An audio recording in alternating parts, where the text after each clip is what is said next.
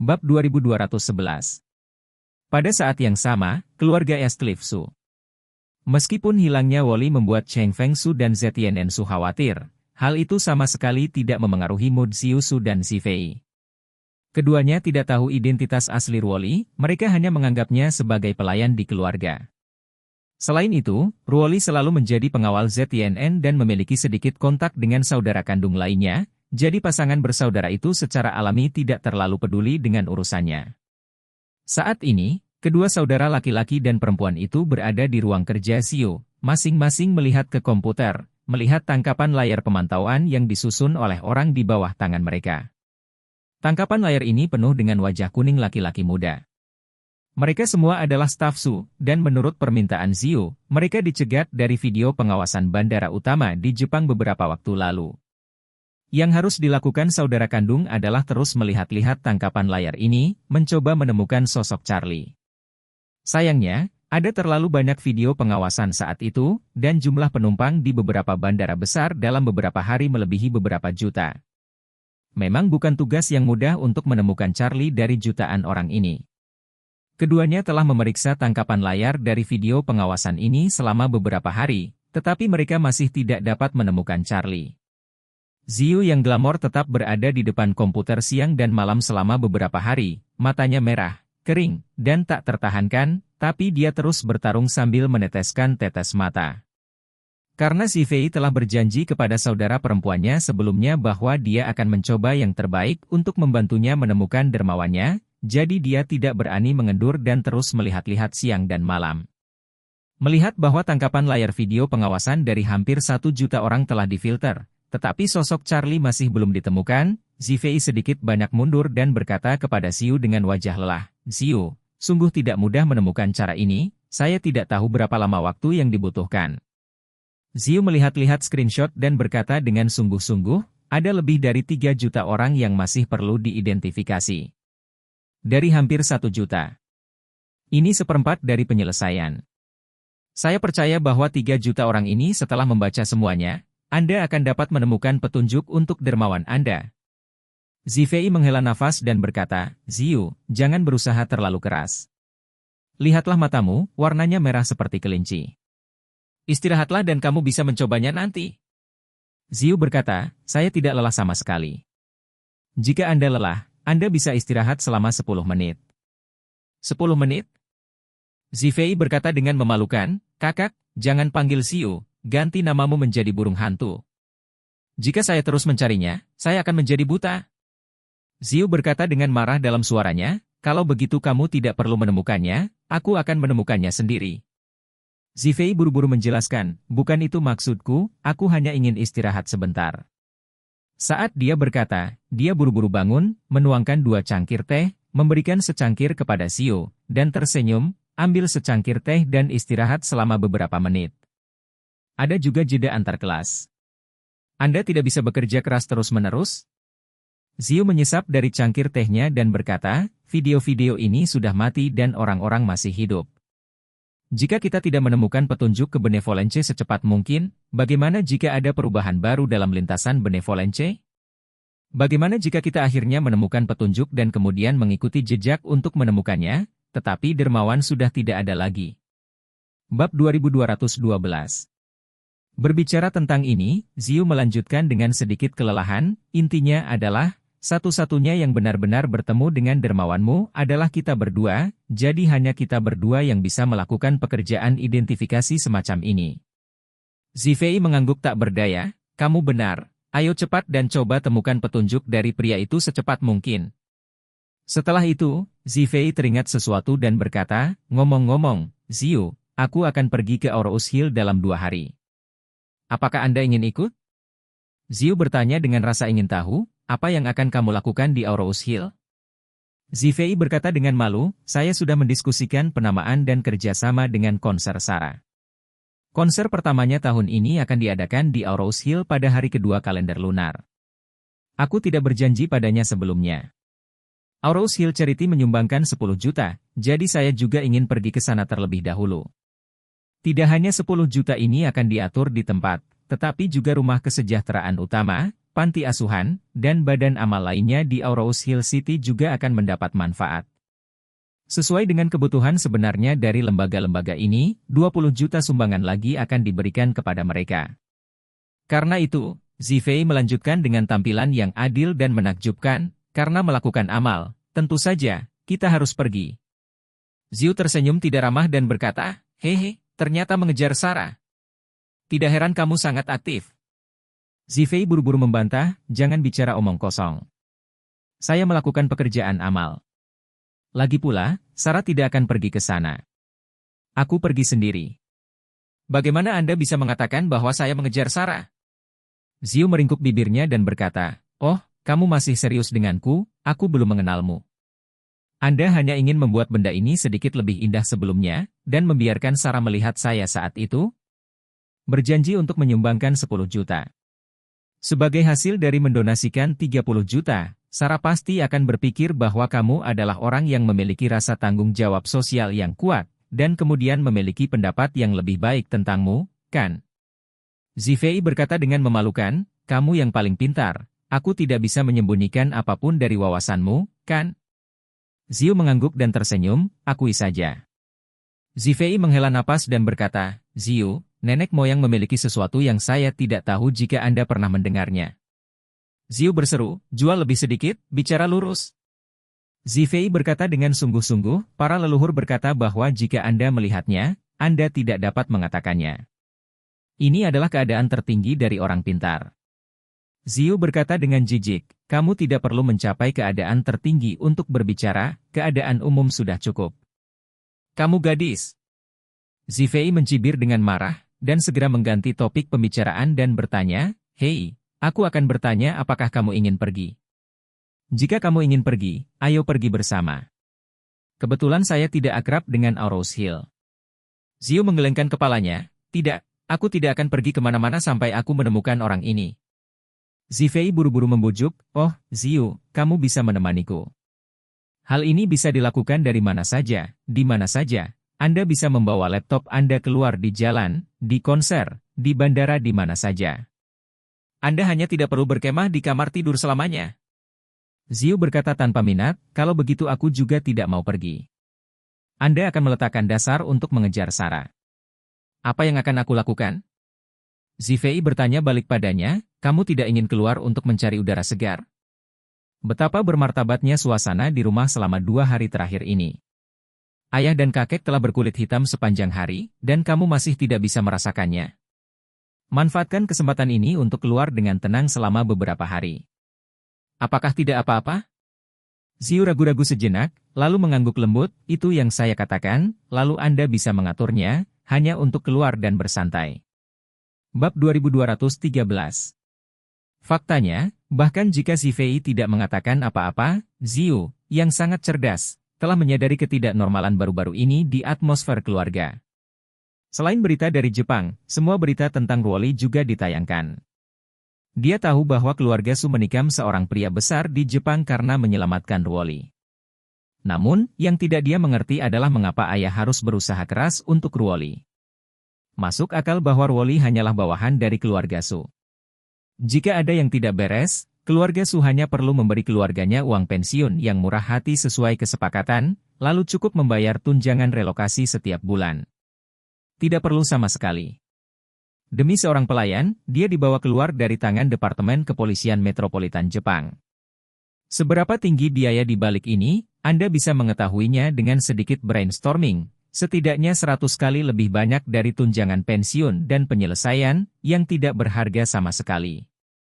Tapi Zifei berinisiatif untuk berbicara, Ziu, ayah, dan kakek melakukan gerakan besar untuk menyelamatkan Ruoli, menurutmu apa yang mereka lakukan? Ziu menggelengkan kepalanya, aku tidak tahu ini, tapi ayah dan kakek harus memiliki pertimbangan.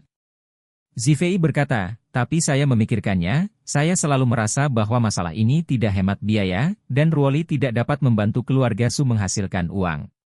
Sama sekali tidak ada artinya menginvestasikan harga sebesar itu untuk menyelamatkannya.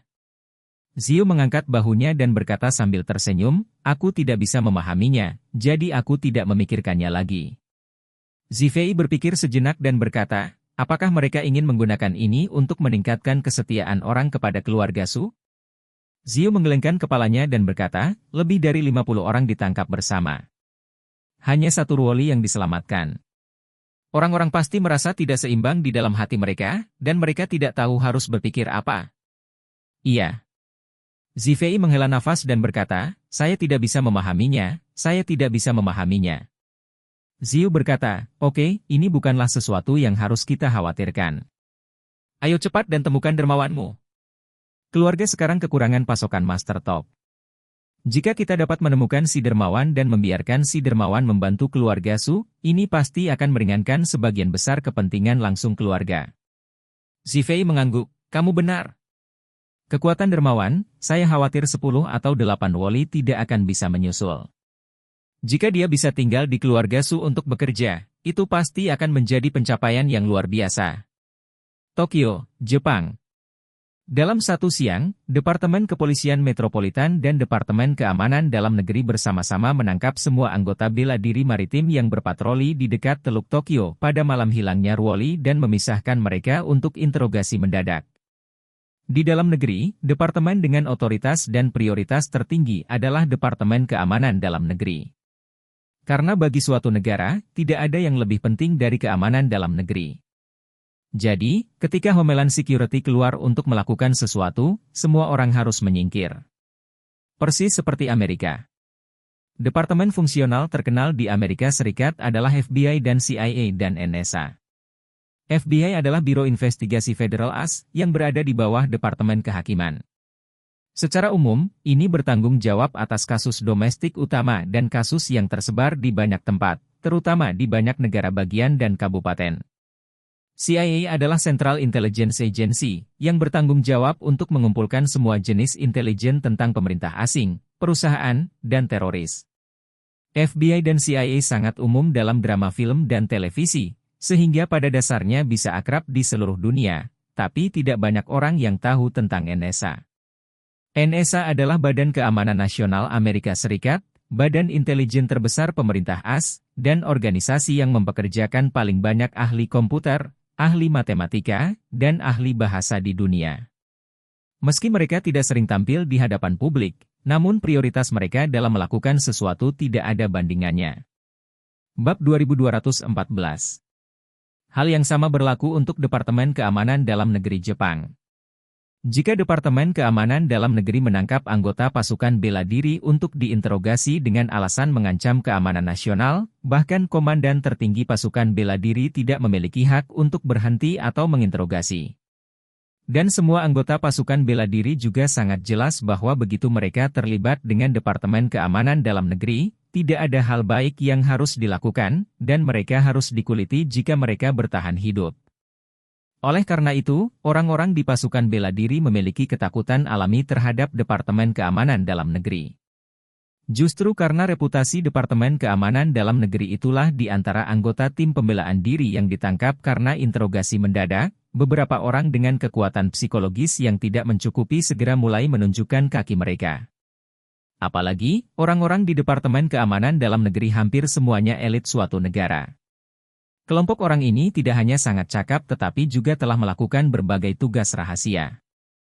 Bahkan di masa damai, orang-orang di Departemen Keamanan Dalam Negeri semuanya teruji dalam pertempuran dan pejuang terbaik. Prajurit pasukan bela diri dengan sedikit pengalaman tempur sebenarnya ini sederhana dan lemah seperti siswa sekolah dasar di depan mereka.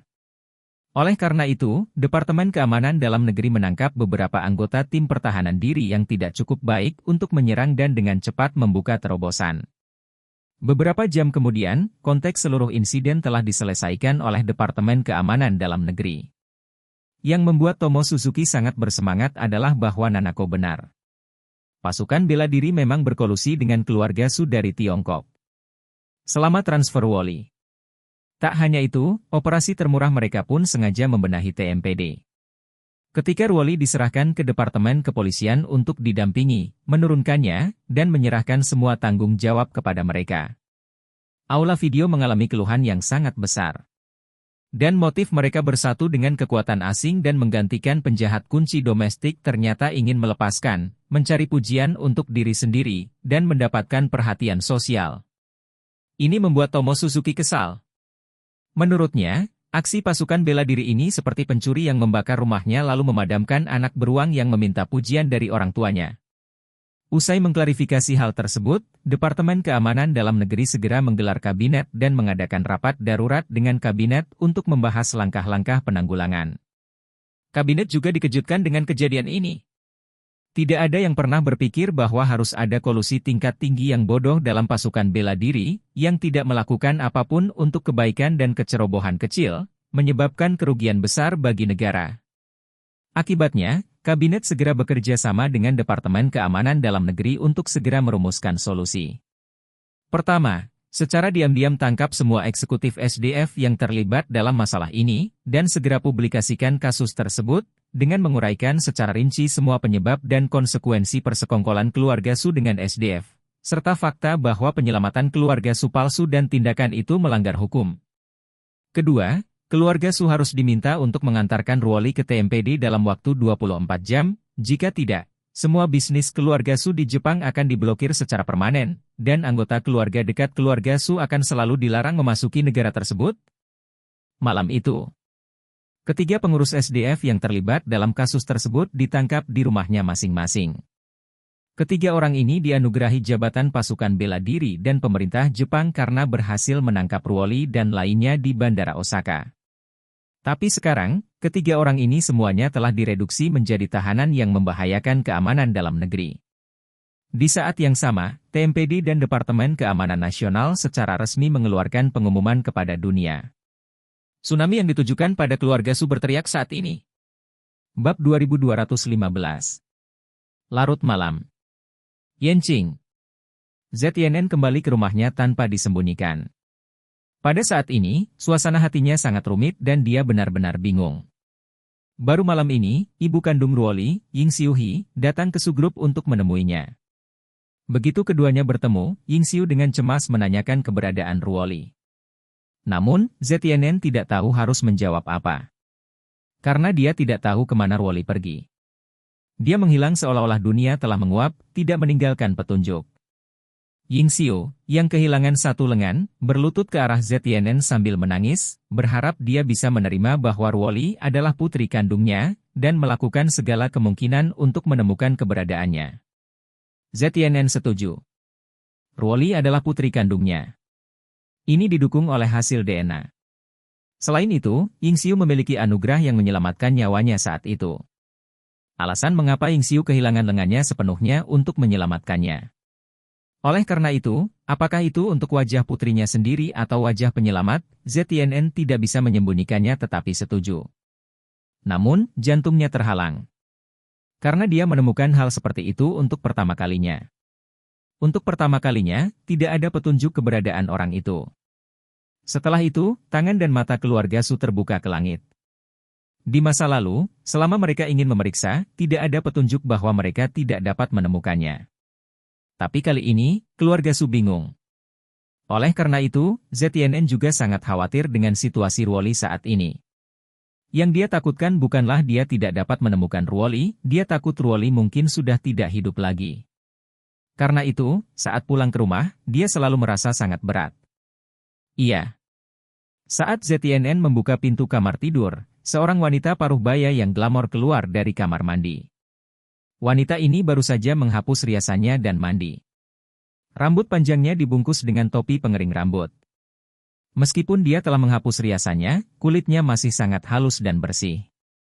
Dia tampak seperti cantik alami dan merupakan wanita yang biasanya terawat dengan baik. Wanita ini adalah cinta seumur hidup ZYNN, istrinya, Leona Du. Keluarga Du sangat kuat di Yenching. Meskipun mungkin sedikit lebih buruk daripada keluarga Su dalam hal aset, sebenarnya tidak jauh lebih buruk dalam hal latar belakang, status, kontak, dan kekuatan secara keseluruhan. Pada level khusus, itu bahkan lebih kuat dari keluarga Su. Bagaimanapun, uang bukanlah satu-satunya ukuran kekuatan di tempat manapun di dunia. Leona adalah salah satu selebriti paling dihormati di East Cliff. Latar belakang keluarganya membuatnya hampir menjadi kekasih impian semua generasi kedua yang kaya di East Cliff. ZYNN adalah salah satunya. Leona telah melahirkan anak-anak dan berusia lebih dari 50 tahun, tetapi dia masih mempertahankan pesona yang sama seperti seorang wanita muda berusia 30-an. Melihat Zetienen kembali, Leona berkata dengan sedih, "Kenapa pulang terlambat hari ini? Apakah kamu kelelahan?" Zetienen menyeringai enggan dan berkata, "Tidak apa-apa, aku tidak lelah. Ada banyak kejadian dalam 2 hari terakhir.